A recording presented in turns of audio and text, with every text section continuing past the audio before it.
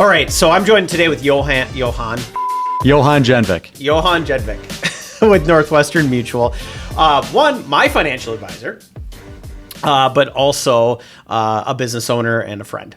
So thank you for being here. I'm honored. You're right. It's one of these things where you never quite know what's going to come out of the Roundtable podcast, but we just and we're in a square table, Roundtable podcast with a square table. We had to move spots on the last minute. So when we're looking at business owners right now in your industry, what are some of the things, like the main issues that you're seeing from them and like their main pain points? It evolves as they continue to grow their practice, but it tends to be, when should I hire? And establishing a relationship with a banker if they wanted to finance some of that growth.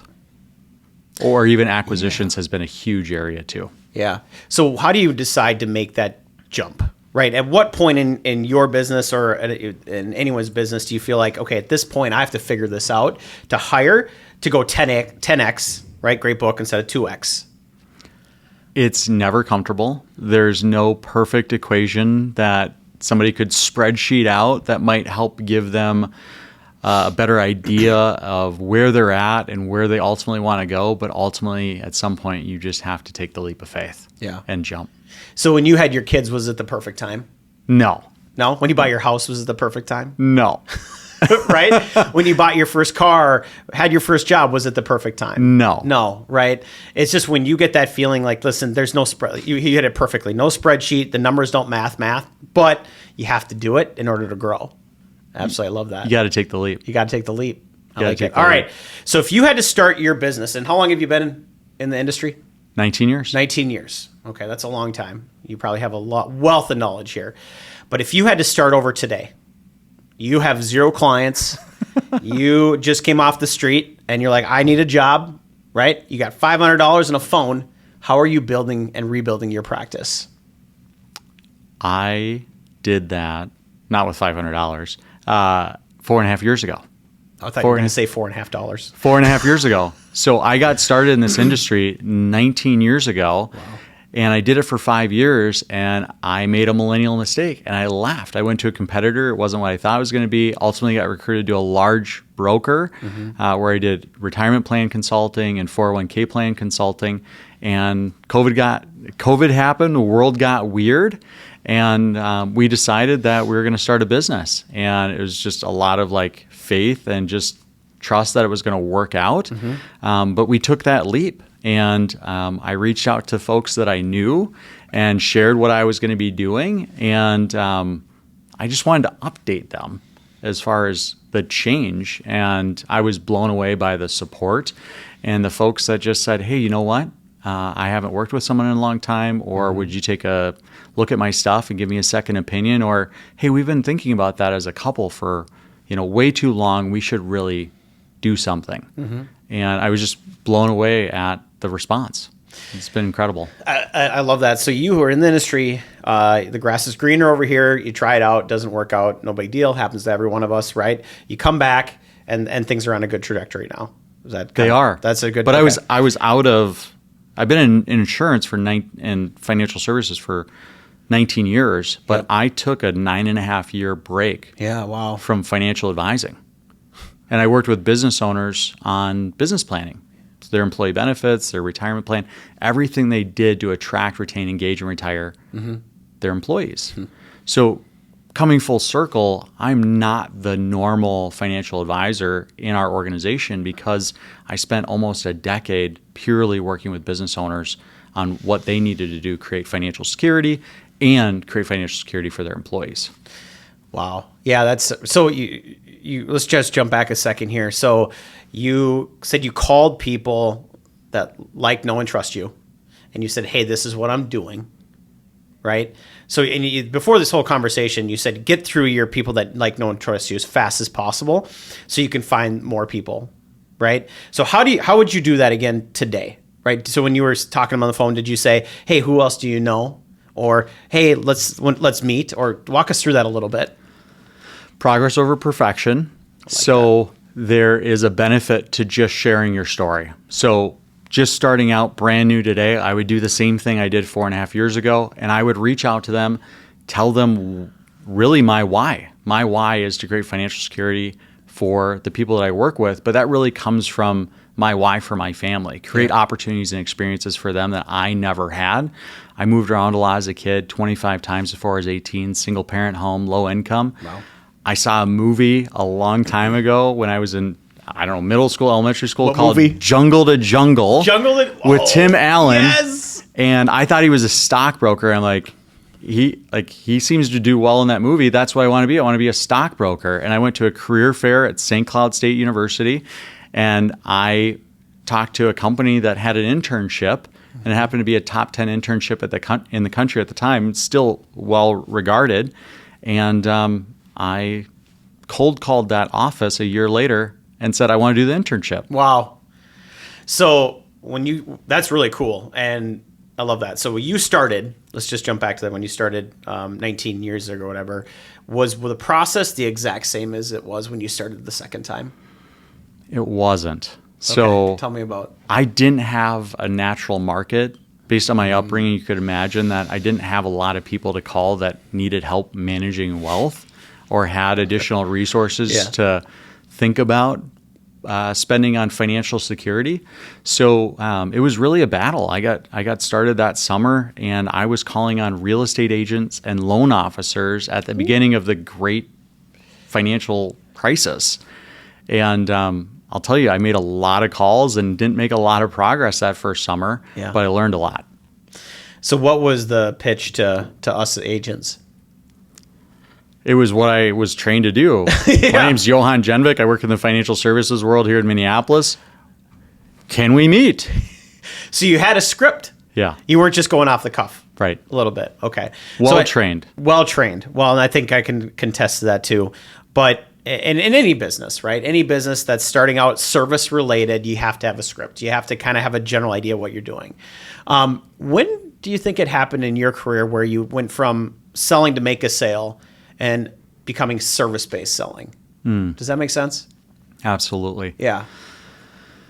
I have always had the posture that it wasn't about me. I am emotionally disconnected from the sale. It's about helping create financial security for others. I had the experience of not having financial security as a kid, so that's my passion, is to make sure that others don't have financial security. Sure, I need to pay the bills, but for me, I'm going to put together over 100 financial plans this year. Wow.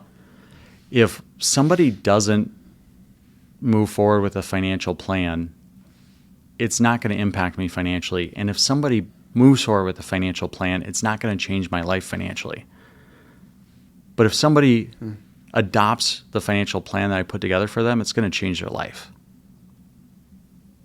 So I'm so disconnected from the financial outcome. I just had it happen very recently where someone was like, hey, we don't have a lot. We're starting out. And I said, I don't have a threshold. I care about helping you get to where you want to go. It'll work itself out. Yeah, it will. I don't charge a fee for a plan. I just don't. I just haven't adopted that. No. So, well, just anything. You sit down, if there's a need, a pain point, right? You're delivering the solution to that pain point, and if it financially makes sense for everyone, you're like, yeah, let's do it. Yeah, I love that. Absolutely. Well, and in 19 years of helping business owners and individuals, I could count on two hands the number of times where I've met somebody and they didn't need something, where they were completely set. It just really doesn't happen. Well, and it's in your industry too. I think there's a little bit of like, I don't want to talk about that, right? Yeah. It creates a lot of anxiety. Like, well, if this happened or that happened, or I couldn't work anymore, or something happened trying to avoid taxes, right? It's not fun conversations. No. From their perspective. Right. I kind of geek out a little bit, and I kind of like the conversation. I'm sure you do too, right? Geek out a little bit about it. But yeah, that's really hard. I mean, when you need to talk about something you don't want to talk about. So how do you kind of overcome that objection? Like you, I get excited about meeting new people. It's been said by my family that I've never met a stranger in my life. So I geek out about like meeting new people and hearing their story and what they're passionate about. And really what I'm doing is I'm holding up a mirror and sharing, this is what you said you wanted for your future goals. And this is what good financial security looks like. So based on what you said is important to you and what good financial security planning looks like, this is what we recommend. Yeah. Now, whether or not they move forward and adopt that, that's up to them. And there's a lot of reasons why they move forward and they don't. But Sure. That's how I can put my head on the pillow at night and know that I did a good job, is just doing what was right and telling them what they needed to hear. Well, you can bring the horse to water, but you can't make it drink, kind of thing. Right. And unless you're banging it over the head every single day and like, hey, put their head underwater. And then like, yeah, there's only so much you can do. Right. Of course. Yeah. I want to go back and revisit when you first started, right, in new industry, of never done it before, or someone that's starting a brand new business. What are the first 5 things that you would say you would recommend doing to anyone starting out? Be a sponge. Learn as much as possible. There will continue to be plateaus of learning and growth where you feel like you start to get it figured out and you see some success, and then there's a plateau there. Keep pushing through that plateau, because that frustration is just before the next shot of growth. That's really powerful. That's really true. So that's not 5 things. No, but we'll stop there for just a second, because be the sponge never ends. You're always a sponge, right? We were just talking about how you hired a coach, right, after 19 years in the business, but you should be able to coaching people, theoretically, right? I have a real estate coach, right, but I coach a lot of people. That sponge never can stop. I think that's super important. And I continue to mentor, but the best have coaches. Yes. Right? Why do professional teams have coaches? Yeah. I mean, why? There's a reason for it. Absolutely. They want to continue to grow and improve. And to get that next threshold, most of the time I can contribute where people took a huge step is because of some type of coaching. Right. Yep. And being a sponge. Okay. How about 3 things? You had one or 2 more things you do? I had a hard time getting uncomfortable. Yep. And when you're starting a business and you're an entrepreneur, you got to get uncomfortable. If you're not uncomfortable, you're not growing. I heard it said green and growing or ripe and rotting. And if you're ripe, you're comfortable and you're not growing. So there's a lot of different ways that looks for us. It's, a lot of like continuing education and learning new concepts and paying attention to changes in the tax code. There's a huge potential change in the tax code at the end of this year. So right now we're planning as if it's ending. And at the same time, there's a ton of legislation that's working through that in some version it may very well continue. But we have to be prepared to be able to talk about that in an intelligent way. Absolutely. Starting out, one more thing. I didn't read enough. I did not read enough. I read so much more now. Oh, wow. I didn't read enough. And I think that was really about my belief and conviction around the career at that time. And I was young and immature, right? But professionals don't wing it. And if you want to be a resource and an expert for your clients, you got to continue to read. I love that, because somebody in the past has been in your same boat and they wrote a book about how they got through it. And that will guarantee to help you get to the next level too. 100%. I became such a reader in the last probably 5 years. It just became like the sponge part of me. It's like, I just need to grab every single thing I possibly can. That's really good. And usually I've got 3 or 4 books going at the same time. I can't do that. I can only do one at a time. I have to like stop one. Finish it before I can go to the next one. I'm a little ADD in that way, but my last flight I was able to wrap up. But they mix together? Like you kind of, did I get that in this book or that book? I usually go back a chapter and kind of refresh, but okay. Yep. We both had a very similar problem when we got into business, and that was, maybe it was worse for me. Terrified to pick up the phone and call people. And when I say I don't know how bad you were. I was so bad. Like, I think I would rather jumped out of a plane. Like the sweaty palms, Like, what am I going to say? Even though they had all the scripts, we practiced the scripts, but when the rubber hit the road, like, I have to start this, like actually doing something very hard. You talked about getting uncomfortable, right? That was my biggest way to get uncomfortable. And I couldn't get myself to do it for a long time. And I learned over the years, our brain does two things really, really well. Seeks out pleasure and protects us from pain, right? So it's the same thing when like running, 5 miles, 10, whatever it is, like you need to stop. You need to stop. You need to stop. This is getting hard. This hurts. And when you don't listen, you keep going. That's where like really amazing things happen, right? So long question, but going back to that point, how did you overcome your call reluctance or doing that really, really hard thing? I still have call reluctance. I don't know that it ever goes away. Okay. What helps me overcome that and make the calls I need to make, even to my existing clients, is the fact that their plan is more important than my feeling. And if I don't make that call and they get called by somebody else and it's not a good plan, because I've seen a lot of not good plans, that's not a great outcome. No. Or even worse, if nobody calls them and they do no planning. So I'd say most importantly is having a really strong why. My why is to create opportunities and experiences for my family that I didn't have, and that's in direct alignment with my mission for my clients, for them to live generous and experiential lives. Tomorrow's not promised, but them having an opportunity to see what that future looks like is really powerful. So for me, that why helps me overcome that hurdle of making the phone call as well as many others. Do you have to remind yourself of that every day? Yes. Okay.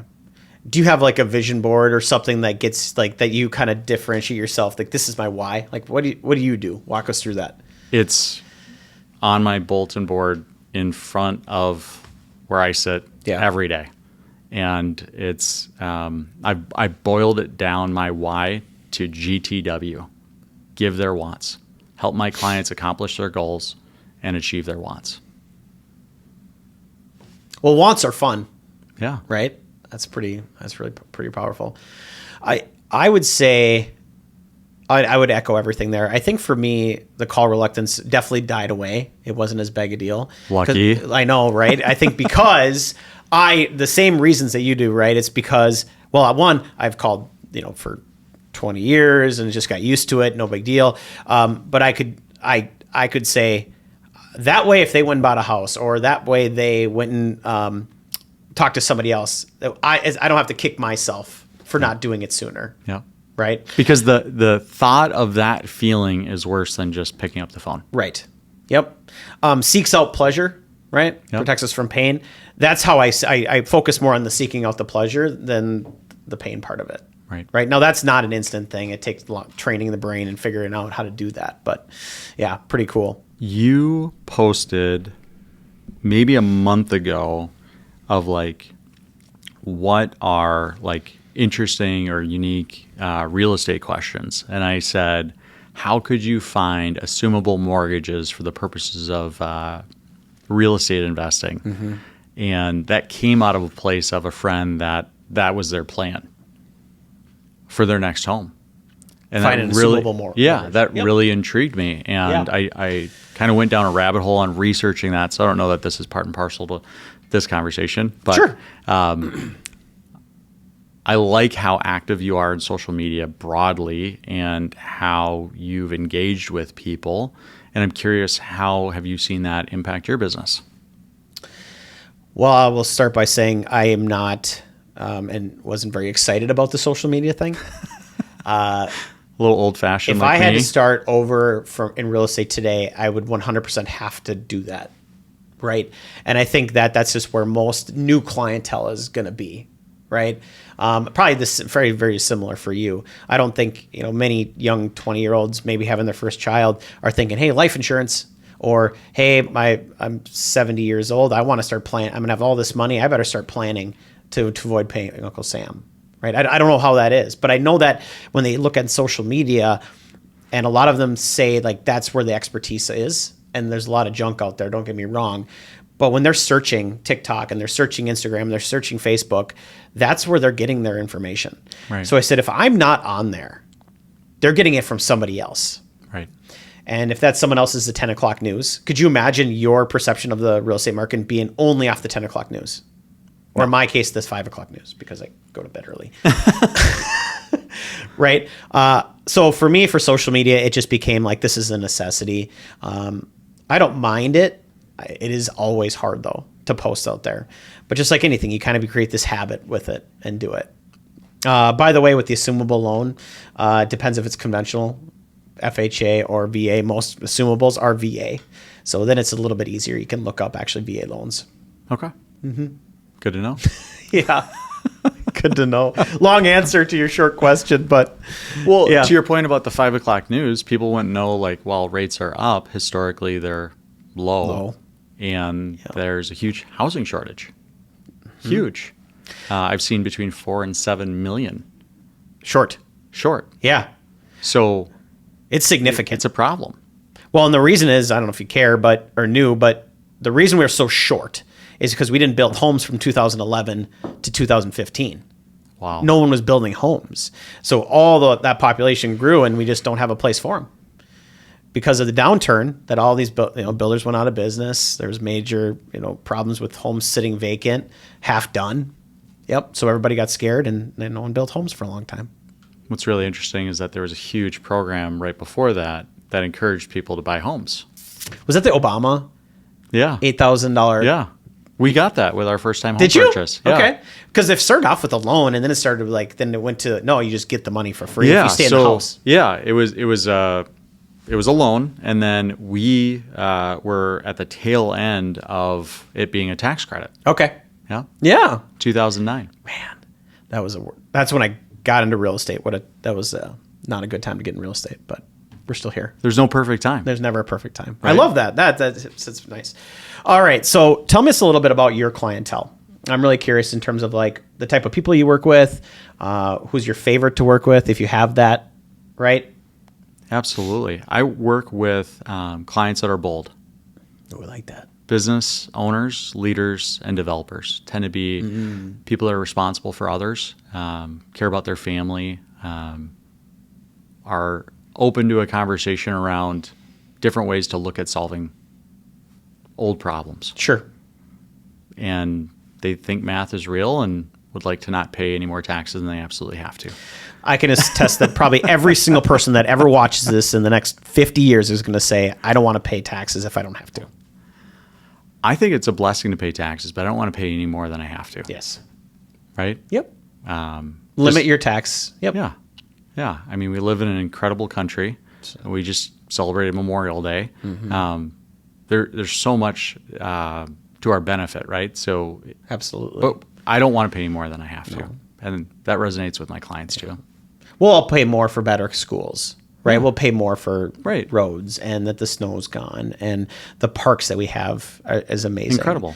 I mean, that's what Minnesota has such a high retention rate when people move here. They don't leave because, we do spend money on a lot of things, but a lot of it is really, really good. Absolutely. Yeah. So I don't mind chipping in and doing my share there. Not at all. Yep. But with that, I work with a lot of folks that are pre-retirement and retirees, where they're in corporate roles, and they've done a great job saving into their employer-offered plans, but they're like, "What's next? How do I start pulling money out of this and taking an income?" So we have a lot of conversations in that demographic, and then up-and-comers that are, either just getting married, having kids, just bought a house, huge, or looking at investment property. Yep. And they're, kind of the next generation of up and comers. How much does real estate play into your financial planning? Is it something where you look at it as an asset, or do you look at it as a liability? I'm really curious the different side of that coin. Typically the largest okay. asset on the balance sheet. And if it's not the largest, it's in the top 3. Okay. With a business owner, it might be their business and or a retirement account. Okay. Later in life. Yeah. towards retirement, but it is a massive asset on the balance sheet. Okay. So it sounds like most of really like a variety of things, but it sounds like more of the planning part of it is where you find the most joy. Solving problems. Solving problems. A lot of the problems that I'm solving have nothing to do with the products or investment recommendations that we make. Yeah. It tends to be other things that I'm helping folks navigate. Recently had a client pass away, and looking at just making sure that the family gets everything that's coming their way from coverages that they had in place with our organization outside, as well as through their employer. Yeah. And that has nothing to do with how we get paid. So, no. Old manager we had, Yeah. called it a prestige hook. So how can you add value when you're not getting paid? If you ask that question all the time, we had somebody here come speak at the office, and she made a comment about that. She goes into every situation, and every time she says, how can I provide value to them? Even if I don't get paid, right? How can I try to find a way and maybe provide value in ways they don't even know they need it? But she's always selfless from like that. And that resonated a lot with me. I'm typically having a conversation a week with somebody in transition that's looking for a new job. Yeah. And my comment is, my network is your network. I want to know what you want to do next and help refer you to organizations and people that you would benefit from meeting to help you get to that next spot. So that's probably one area where I spend a lot of time, and it has nothing to do with my job. And I don't expect that they're going to work with me. I'm just happy to make the connection. Yeah. You're a connector by happenstance a little bit, but you get the most joys especially when you refer it out to somebody or say, hey, go talk to this person, and it works out really, really good. Right. That's very rewarding.